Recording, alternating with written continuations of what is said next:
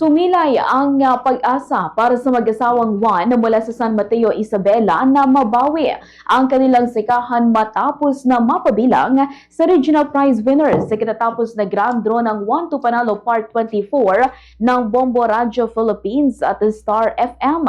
Sa exclusive interview ng Bombo Radio Kawayan kay Ginoong Federico Juan mula sa San Antonio, San Mateo, Isabela, ang 50,000 na pesos regional prize winner sa tapos na grand draw ng One to Panalo Part 24 ng Bombo Radio Philippines at Star FM, sinabi niya na masugid siyang taga-subaybay ng Bombo Radio Kawayan at ito ang kauna-unahang pagkakataong siya ay nanalo sa papromo ng himpilan.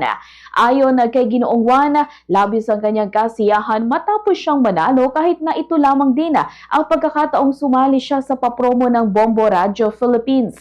Ang kanyang misis ang tagagawa at tagahulog ng kanilang entries at nito lamang December 12 ay nabunot din bilang special prize winner ang kanyang misis at nag-uwi ng 500 pesos cash at limited edition transistor radio.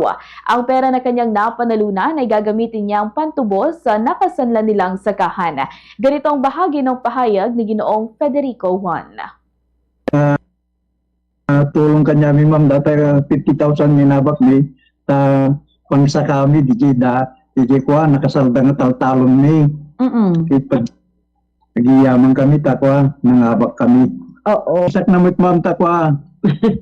Ang dati abay ko peki kadwa kami nga naging inarakop ma'am takwa. Kami ang may gusti, ragsak kami ma'am, pasara agapir kami, pasara ginarakop kami. Hindi na napalaos